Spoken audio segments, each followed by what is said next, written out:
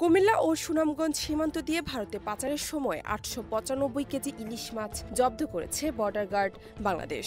১১ September দুপুরে কুমিল্লার বুড়িচং এবং সুনামগঞ্জের দোয়ারা বাজার সীমান্ত দিয়ে মাছগুলো ভারতে পাচার হচ্ছিল।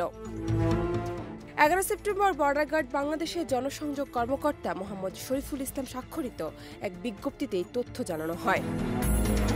বিজ্ঞপ্তিতে বলা হয়, ১১ সেপ্টেম্বর দুপুরে বিজিবি সুলতানপুর ব্যাটালিয়নের ৬০ বিজিবি অধিনায়ক লেফটেন্যান্ট কর্নেল এম জাবের বিন জব্বার সিভিল সোর্সে দেওয়া তথ্যের ভিত্তিতে জানতে পারেন কুমিল্লার বুড়িচংয়ের সীমান্তবর্তী আনন্দপুর এলাকা দিয়ে ভারতে পাচারের জন্য ইলিশের একটি চালান পাহাড়ের টিলায় জঙ্গলের মধ্যে লুকিয়ে রাখা হয়েছে। পরে বিওপির হাবিলদার মোহাম্মদ মাসুদুর রহমানের নেতৃত্বে বিজিবির একটি দল অভিযান চালিয়ে ৩১টি ককশিটের বাক্স ভর্তি ৬২০ কেজি ইলিশ মাছ জব্দ করে। বিজ্ঞপ্তিতে আরও বলা হয়, অন্যদিকে ১১ সেপ্টেম্বর সকালে বিজিবি সিলেট ব্যাটালিয়ন অধিনায়ক লেফটেন্যান্ট কর্নেল মোহাম্মদ হাফিজুর রহমান খবর পান সুনামগঞ্জের দোয়ারা বাজার উপজেলার বাংলা বাজার সীমান্ত দিয়ে ইলিশের একটি চালান ভারতে পাচার হচ্ছে।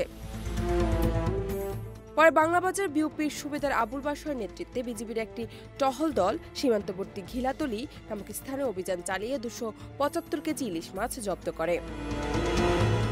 জান্নাত নিপু, দেশ রূপান্তর।